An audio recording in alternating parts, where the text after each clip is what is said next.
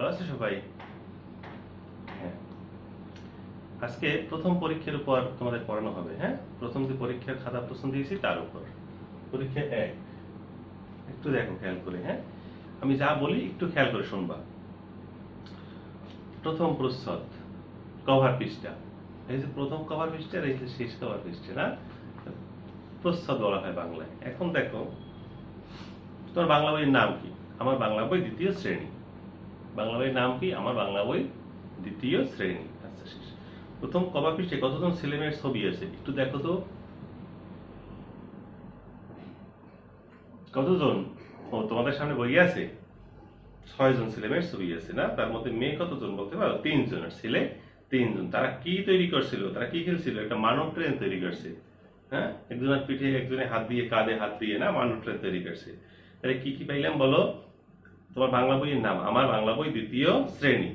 প্রথম কভার পৃষ্ঠায় কতজন ছেলেমেয়ের ছবি আছে বলো? 6 জন ছেলেমেয়ের ছবি আছে। এর একটা মনোগ্রাম আছে। হ্যাঁ, জাতীয় শিক্ষাক্রম ও পাঠ্যপুস্তক বোর্ড বাংলাদেশ, জাতীয় শিক্ষাক্রম পাঠ্যপুস্তক বোর্ডের মনোগ্রাম আছে। এরপরে দেখো, পরের পৃষ্ঠায় যাও। প্রথমেই আছে জাতীয় পতাকার নাম। জাতীয় পতাকার নাম কি বলতে পারো? গণপ্রজাতন্ত্রী বাংলাদেশের জাতীয় পতাকা। এই যে উপরে লেখা আছে। হ্যাঁ, কি বলো? গণপ্রজাতন্ত্রী বাংলাদেশের জাতীয় পতাকা। জাতীয় পতাকার নাম কি? গণপ্রজাতন্ত্রী বাংলাদেশের জাতীয় পতাকা। এবার পতাকার দিকে একটু তাকাও। রং কি কি রং আছে দেখো তো? লাল ও সবুজ, না? মাঝখানে লাল আর চারপাশে কি বলো? সবুজ। এখন জাতীয় পতাকা দেখতে কেমন যদি আসে, এই নিচে লেখা আছে দেখো, এই জাতীয় পতাকা দেখতে কেমন। গণপ্রজাতন্ত্রী বাংলাদেশের জাতীয় পতাকায় সবুজ ক্ষেত্রের উপর স্থাপিত রক্তবর্ণের একটি ভরাট বৃত্ত থাকবে। বলো, গণপ্রজাতন্ত্রী বাংলাদেশের জাতীয় পতাকায় সবুজ ক্ষেত্রের উপর স্থাপিত রক্তবর্ণের একটি ভরাট বৃত্ত থাকবে। তাহলে জাতীয় পতাকার রং কতটি যদি আসে? কয়টি বলো? 2টি। কি কি? লাল ও সবুজ। এরপরে পতাকা নির্মাণের নিয়ম বলি। আমরা পতাকা আঁকলেই কিন্তু হবে না।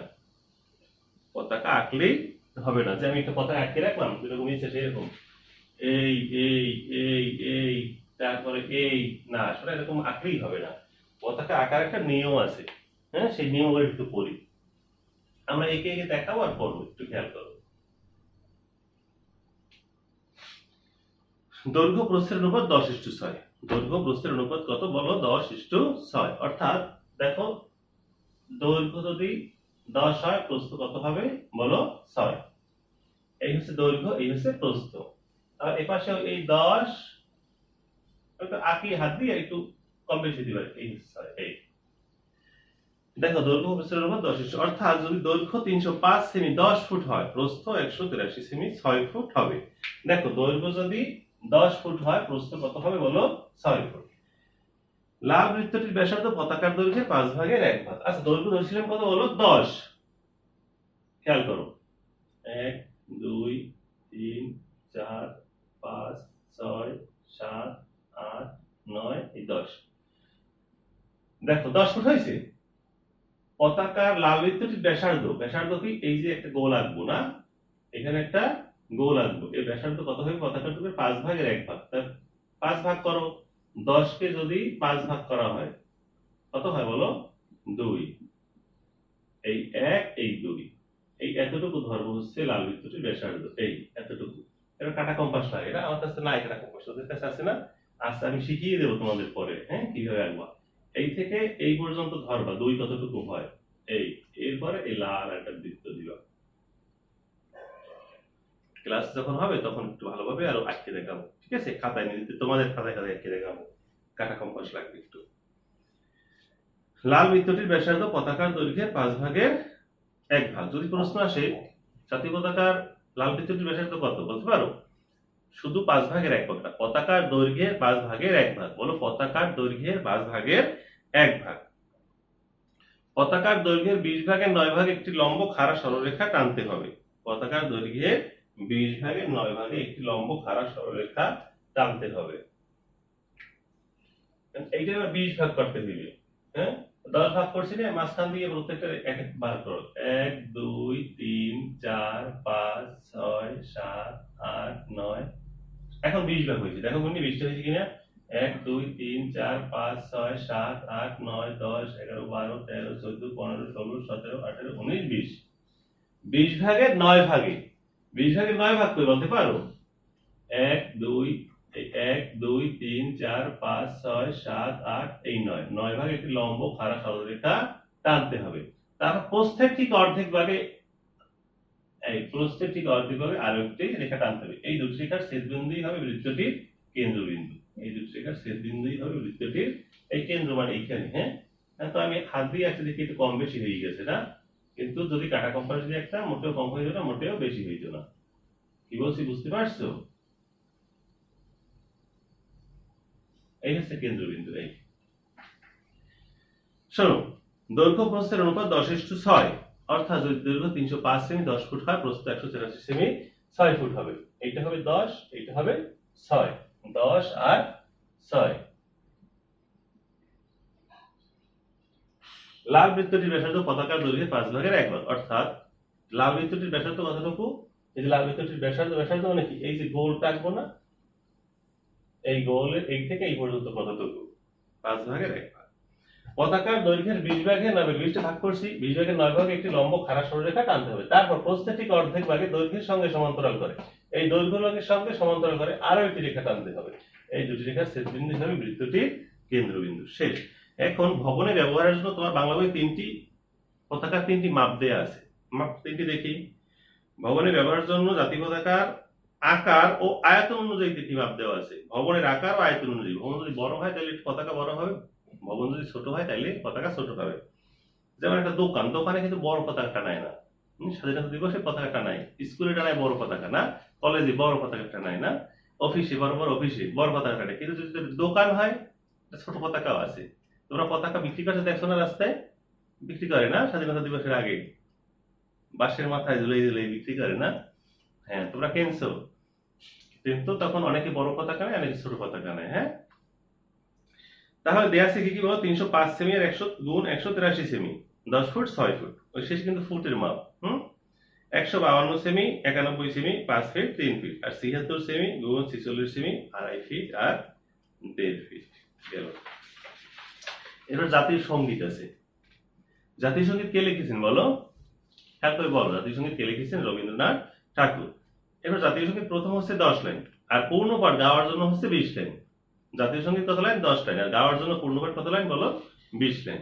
এখন এখান থেকে কিছু শব্দ অর্থ থাকতে পারে, যেমন ফাগুনে ফাল্গুন মাসে বলো, ফাগুনে ফাল্গুন মাসে। অঘ্রাণে অগ্রহায়ণ মাসে বলো, অঘ্রাণে অগ্রহায়ণ মাসে। বাণী অর্থ কি? বাণী কথা, বাণী অর্থ কথা। এরপরে বদন অর্থ কি বলতে পারো? বদন মুখ, বদন কি হবে বলো? মুখ। নয়ন কি হবে বলতে পারো? নয়ন, নয়ন চোখ। শব্দটা লিখে দেখি, দেখো।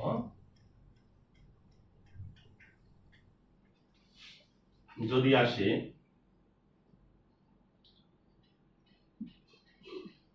ফাল্গুনে, ফাল্গুন মাসে।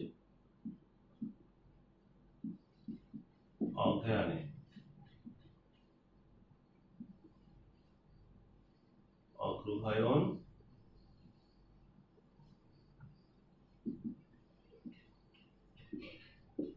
মাসে। ফাল্গুনে যদি ফাল্গুন মাসে হয়, অঘ্রাণে অগ্রহায়ণ মাসে। এরপরে আর কি দেওয়া যায় বলো? ক্ষেত কি বলতে পারো? জমি। তারপরে বাণী কথা, বদন মুখ, মুখ, নয়ন,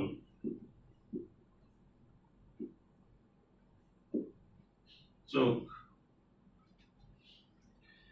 এরপরে বলো জাতীয় পতাকা কে বলো? জাতীয় সঙ্গীত কে লিখেছেন বলতে পারো? জাতীয় সঙ্গীত কে লিখেছেন? রবীন্দ্রনাথ ঠাকুর। অনেকে নজরুল ইসলাম বলে, কেন?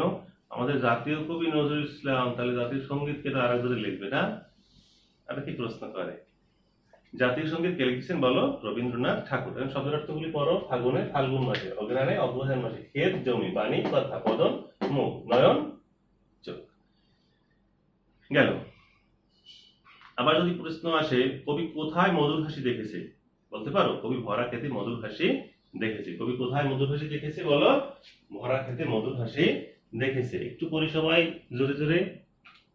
কবি কোথায় মধুর হাসি দেখেছে বলো? কবি ভরা ক্ষেতে মধুর হাসি দেখেছে। এরপরে মায়ের বদনখানি কেমন হলে আমার নয়ন জলে ভাসে। বদনখানি মলিন হলে, মলিন মানে কি বলতে পারো? বেজার। মলিন মানে কি বলো? বেজার। মায়ের বদনখানি মলিন হলে আমার নয়ন জলে ভাসে। নয়ন কি? চোখ। জলে ভাসে কি বলো? কান্না করো। তাহলে প্রশ্ন হবে মায়ের বদনখানি কেমন হলে তোমার আমার বদনখানি, মায়ের বদনখানি কেমন হলে তোমার নয়ন জলে ভাসে বা আমার নয়ন জলে ভাসে। বলো মায়ের বদনখানি বলো মলিন হলে। গেল। এরপর যদি আসে জাতীয় সঙ্গীতের প্রথম লাইনের শেষ শব্দটি। জাতীয় সঙ্গীতের প্রথম লাইনের শেষ শব্দটি কি হবে বলো? জাতীয় সঙ্গীতের প্রথম লাইনের শেষ শব্দটি ভালোবাসি। আচ্ছা, জাতীয় সঙ্গীতের শেষ লাইনের শেষ শব্দটি কি হবে বলো? ভাসি। শুধু ভাসি, কিন্তু নয়ন জলে ভাসি দিয়েছে। জাতীয় সঙ্গীতের দ্বিতীয় লাইনের শেষ শব্দটি দেখো, আমার সোনার বাংলা আমি তোমায় ভালোবাসি। এগুলো একটা চিরদিন তোমার আকাশ তোমার বাতাস আমার প্রাণে বাজায় বাঁশি।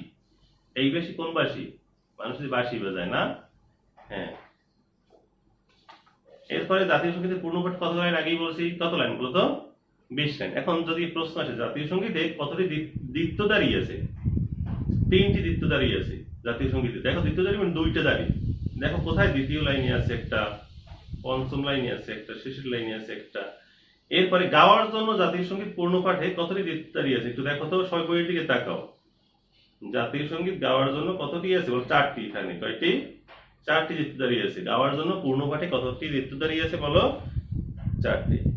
এখন যদি প্রশ্ন আসে তোমার বাংলা বই কত সাল থেকে জাতীয় শিক্ষাক্রম পাঠ্যপুস্তক কর্তৃক দ্বিতীয় সেট পাঠ্যপুস্তক রূপে নির্ধারিত হয়েছে? কত সাল থেকে? উপরেই দেয়া আছে, দেখো উপরে। কত সাল থেকে বলো?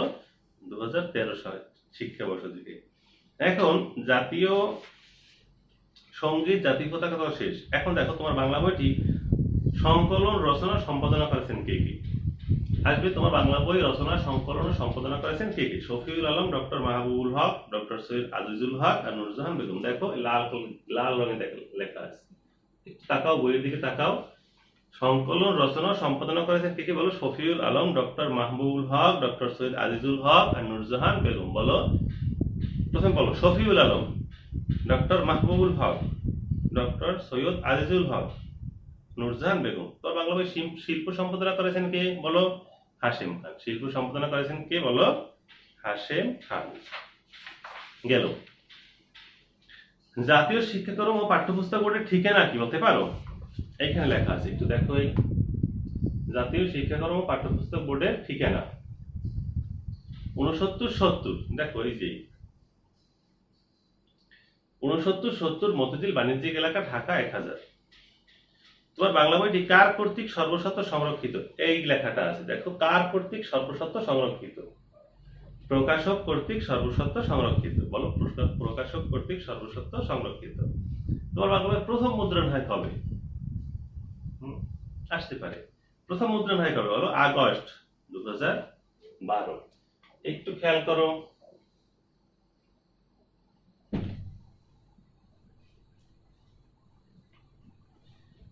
দেখো ইংরেজি আমি বলি, ইংরেজি কোনো কিছু যদি বাংলায় লিখতে হয়, ইংরেজি কোনো কিছু যদি বাংলায় লিখতে হয়, তাহলে যদি স থাকে, তাহলে দন্তস্ব, একটাই স। কি বলো? দন্তস্ব।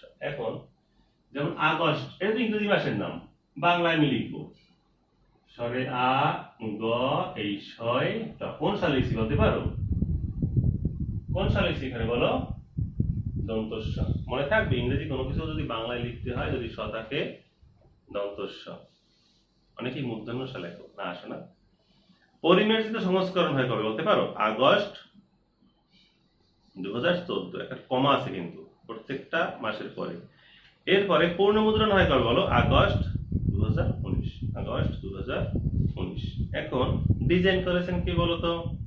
জাতীয় শিক্ষাক্রম পাঠ্যপুস্তক বোর্ড বাংলাদেশ। কে বলতো? জাতীয় শিক্ষাক্রম পাঠ্যপুস্তক বোর্ড বাংলাদেশ। প্রসঙ্গ কথা, এই প্রসঙ্গ কথাটা কে লিখেছেন বলতে পারো? কার বাণী এটা? এটা হচ্ছে প্রফেসর নারায়ণ চন্দ্র সাহা। ইরফানি। উনি কি বলো? চেয়ারম্যান। কোথায়? জাতীয় শিক্ষাক্রম পাঠ্যপুস্তক বোর্ডের চেয়ারম্যান উনি। যদি প্রশ্ন আসে জাতীয় শিক্ষাক্রম পাঠ্যপুস্তক বোর্ডের চেয়ারম্যানের নাম কি বলো? প্রফেসর নারায়ণ চন্দ্র সাহা। কে এক অপার বিস্ময় বলো? শিশু এক অপার বিস্ময়। কে বলো? শিশু এক অপার বিস্ময়। বাঙালিদের রাষ্ট্রভাষা কি বলতে পারো? বাংলা। মাতৃভাষা? তাও বাংলা। যদি প্রশ্ন আসে বাঙালিদের মাতৃভাষা রাষ্ট্রভাষা কি বলো? বাংলা।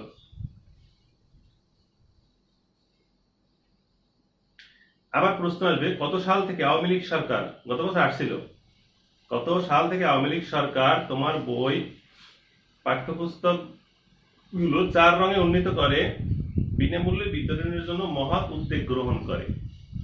কত সাল থেকে পাঠ্যপুস্তক বই 4 রঙে উন্নীত করে বিনামূল্যে বিতরণের জন্য মহৎ উদ্যোগ গ্রহণ করে? কত সাল থেকে বলতে পারো? 2009 সাল থেকে।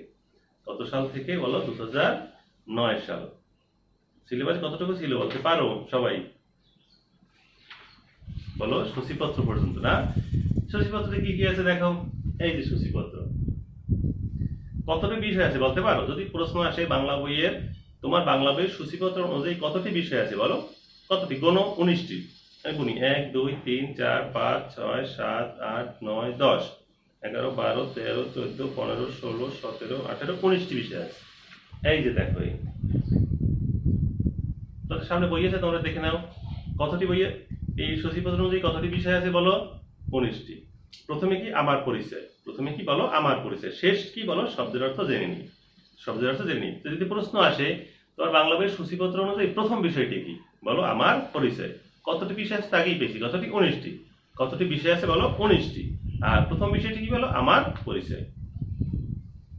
এইটুকু যদি তুমি ভালো করে খেয়াল করে পরীক্ষা দাও অনেক ভালো করবা। এরপরে আছে দেখো ইংরেজি। এই যে প্রথম কভার পেজটা, না? কভার পেজ বা প্রশ্ন। এখন আসবে প্রশ্ন, what is the name of your English বুক? কি বলো? The name of my English book is English for today class 2। এই যে লেখা আছে দেখো, ইংলিশ ফর টুডে ক্লাস 2।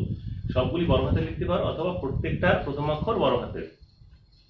বলো প্রত্যেকটার প্রথম অক্ষর বড় হাতের। বলো প্রত্যেকটার প্রথম অক্ষর বড় হাতের। ইংলিশের ই বড় হাতের, ফরের এফ বড় হাতের, টুডে টি বড় হাতের। বলো English for today class 2। National অর্থ কি বলতে পারো? বলো। ন্যাশনাল জাতীয়। ন্যাশনাল জাতীয়। কারিকুলাম বলো পাঠ্যক্রম। টেক্সট বুক পাঠ্য বই। বোর্ড ফলক বা সমিতি। প্রেসক্রাইবড অর্থ কি বলো? নির্দেশিত। ন্যাশনাল কারিকুলাম পাইছি, টেক্সট বুক পাইছি, বোর্ড পাইছি। একাডেমিক। একাডেমিক অর্থ কি? প্রাতিষ্ঠানিক। একাডেমিক অর্থ কি বলো? প্রাতিষ্ঠানিক। একাডেমিক কি হবে বলো? প্রাতিষ্ঠানিক। ইয়ার বলো বছর। ইয়ার বছর। এরপর রাইটার্স মানে লেখক কে কি? রাইটার্স এর নাম যদি আসে, who are the writers of your English book? বলো who are the writers of your English book. তাহলে দেখো নিচে নিচে লিখবা এই এম এস, তারপরে কি বলো? Haque. H O Q U E Haque. বলো H O Q E Haque. Yasmin Banu. Y A S M I N Yasmin. B A N U Banu. নিচে নিচে লিখবো। তারপর এমডি আব্দুর রাজ্জাক।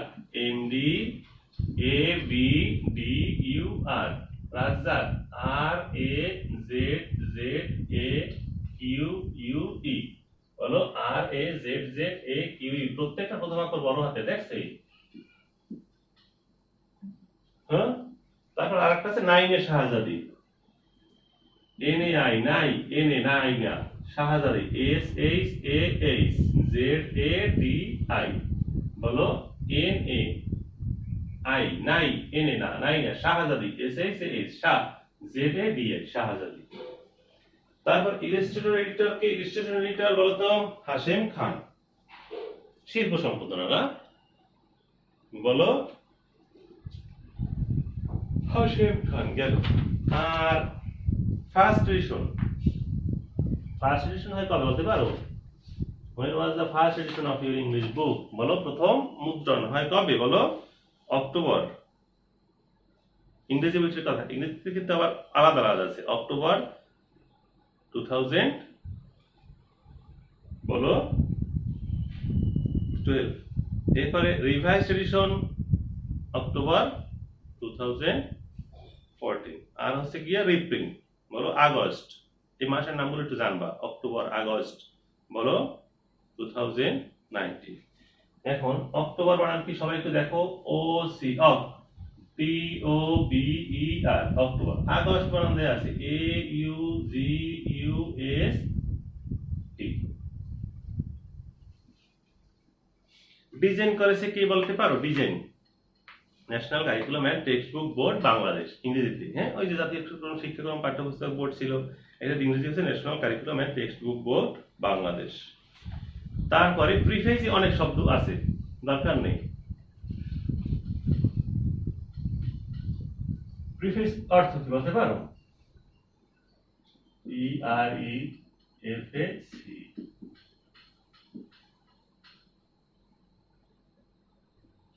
মুখবন্ধ। প্রিফেস অর্থ কি বলো? মুখবন্ধ। একটু ভালো করে লেখা দেখাই, পরিষ্কার মুখ ব নয়। প্রিফেস অর্থ কি বলো? এরপরে who's a great wonder? A child. Child মানে কি বলতে পারো? শিশু। তোমাদের বাংলা বই আছে শিশু এক অপার বিস্ময়, এইটারই ইংরেজি কি বলো? A child is a great wonder. যদি প্রশ্ন আসে who is a great wonder, কি বলো? A child is a great wonder. এখান থেকে এখন আর বেশি পড়াবো না, এখান থেকে ক্লাসে যখন সময় পাবো তখন অনেক শীট দেবো, যা যা পড়ার দরকার সেইটা তুমি পড়বা। এরপরে নির্দেশনায় কি কি বলা আছে, কিছু ওয়ার্ড দেওয়া আছে দেখো। গ্রেটিংস বলো শুভেচ্ছা বা অভিনন্দন। ফেয়ারওয়েল কি হবে বলতে পারো? ফেয়ারওয়েল বিদায়। ফেয়ারওয়েল কি বলো? বিদায়। তারপরে দেয়া আছে কমান্ড, কি হবে বলো? আদেশ। কমান্ড আদেশ। ইনস্ট্রাকশন বলো? ইনস্ট্রাকশন কি হবে বলো? নির্দেশনা। ইনস্ট্রাকশন কি হবে? নির্দেশনা। আমি লিখে দেখাই, একটু দেখো। G R double E T I N G, শুভেচ্ছা লিখতে পারো। শুভেচ্ছা বলো, দেখতে সমস্যা হয়? আর একটু বড় করে লিখবো নিচ দিয়ে। আচ্ছা দেখো, G R double E T I N G, greeting. অভিবাদন লিখতে পারো অথবা শুভেচ্ছা, আকার শুভেচ্ছা। এরপরে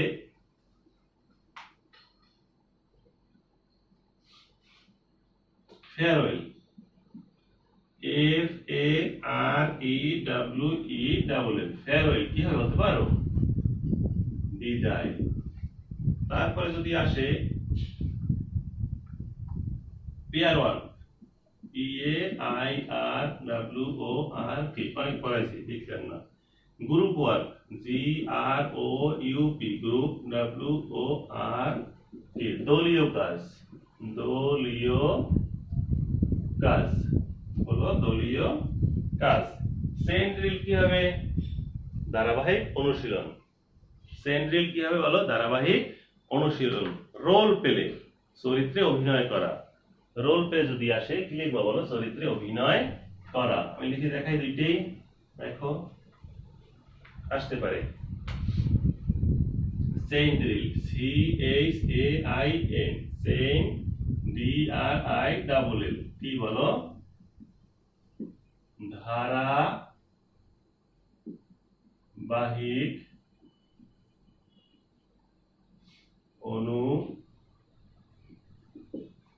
ধারাবাহিক অনুশীলন।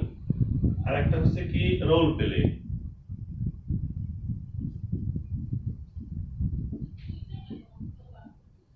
চরিত্রে অভিনয় করা।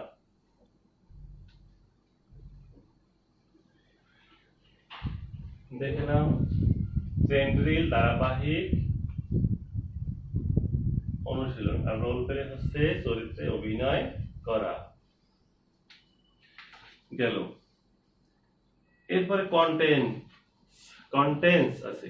কন্টেন্টস অর্থ কি বলতে পারো? সূচিপত্র। Contents, C O N T E N T S, contents হচ্ছে সূচিপত্র। দেখো কন্টেন্ট যদি থাকে, খেয়াল করো, C O N T E N T, তখন হবে সুসি। বলো তখন হবে সুসি। আর CONTENTS কন্টেন্টস কি হবে বলো? সূচিপত্র। সূচি বলতে একটা, সূচিপত্র এই সবগুলোকে বুঝাইছে। হ্যাঁ, হাউ মেনি ইউনিটস বলো ইন ইউর ইংলিশ বুক? বলো 29, 29টি না? আচ্ছা, 1 পৃষ্ঠা পর্যন্ত আমাদের। এরপরে আছে কি দেখি? না, ও 2 পৃষ্ঠা চলে গেছি, এতটুকুই শেষ। ইউনিট কয়টা আছে বলো? 29 ইউনিটস। আবার একটু দেখাই ওয়ার্ড মিনিং গুলি বলি। বলো গ্রিটিং কি হবে বলো? শুভেচ্ছা, অভিনন্দন, অভিবাদন, যা লেখো। ফেয়ারওয়েল বিদায়, কমান্ড আদেশ, ইনস্ট্রাকশন নির্দেশনা, ইনস্ট্রাকশন বলো নির্দেশনা। ইন্টোনেশন একটা আছে, ইন্টোনেশন স্বরভঙ্গি, ইন্টোনেশন INTONATION ইন্টোনেশন স্বরভঙ্গি। হ্যাঁ, তারপরে ইংরেজি বইয়ের নাম আছে, এটা দরকার নাই। তারপরে পেয়ার ওয়ার্ক যৌথ কাজ, যুগল কাজ, যা লেখো। গ্রুপ ওয়ার্ক দলীয় কাজ লিখে দেখাইছি। চেইন ড্রিল ধারাবাহিক অনুশীলন। রোল প্লে বলো চরিত্রে অভিনয় করা। এই শেষ। এখন গণিতে কি কি আছে? গণিত কোন পর্যন্ত দিয়েছিলাম?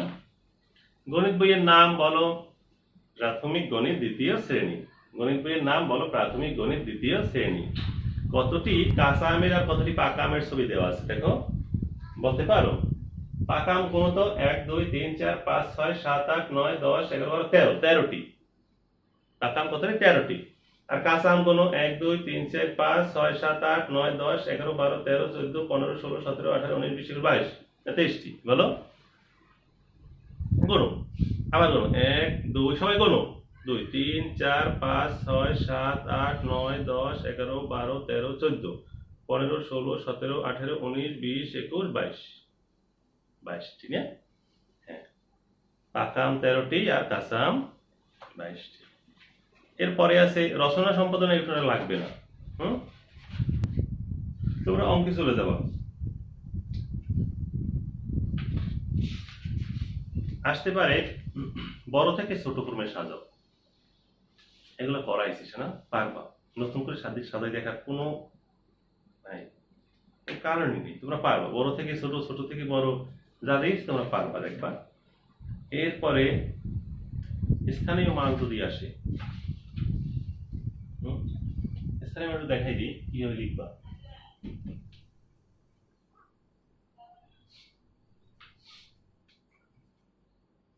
তিন, 5, 6 এর স্থানীয় মান দেখো, ছোট্টটা দেখে। হ্যাঁ, কি লেখো বলো? 6, এই তো সমান একটু দূরে লেখো, কত বলো?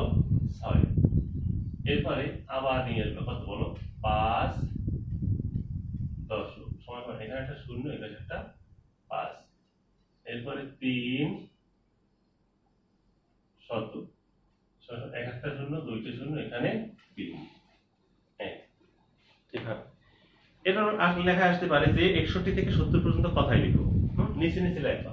কথায় লিখতে বলে নিচে নিচে নিচে নিচে লিখবো, কথায় লেখা নিচে নিচে লিখবা। এরপর যদি জায়গা না থাকে সামনেও লিখে দিতে পারো। কথায় লেখো 61 থেকে 70 পর্যন্ত আসতে পারে, 51 থেকে 70 পর্যন্ত আসতে পারে, 51 থেকে 60 পর্যন্ত আসতে পারে। ঠিক আছে। এরপরে আসবে জোড় সংখ্যা কাকে বলে বলো? জোড়া জোড়া দিয়ে গঠিত সংখ্যাগুলোকে জোড় সংখ্যা বলে। বলো জোড়া জোড়া দিয়ে গঠিত সংখ্যাগুলোকে জোড় সংখ্যা বলে। তাহলে বিজোড় সংখ্যা কাকে বলে? জোড়া জোড়া দিয়ে গঠিত নয় এমন সংখ্যাগুলোকে বিজোড় সংখ্যা বলে। বলো জোড়া জোড়া দিয়ে গঠিত নয় এমন সংখ্যাগুলোকে বিজোড় সংখ্যা বলে। আর জোড় সংখ্যা কাকে বলে? বলো জোড়া জোড়া দিয়ে গঠিত সংখ্যাগুলোকে জোড় সংখ্যা বলে। এখন জোড় সংখ্যা চেনার উপায় কি?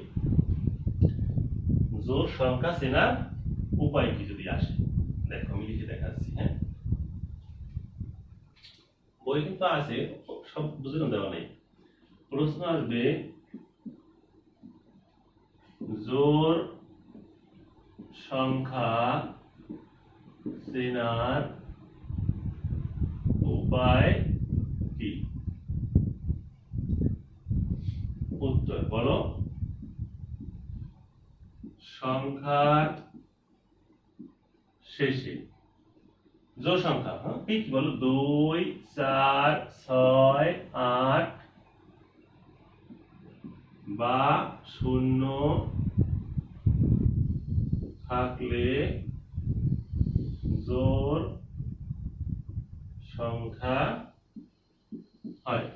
বলো সংখ্যা শেষে 2 4 6 8 বা 0 থাকলে জোড় সংখ্যা হয়। আবার যদি প্রশ্ন আসে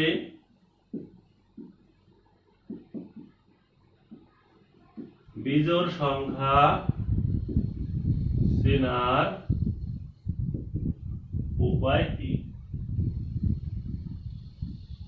বলো ওই একই ভাবে লিখবা, সংখ্যার শেষে 1 3 5 7 বা সেটা বা 9 থাকলে বিজোড় সংখ্যা হয়। বলো সংখ্যা শেষে 1 3 5 7 বা 9 থাকলে বিজোড় সংখ্যা হয়।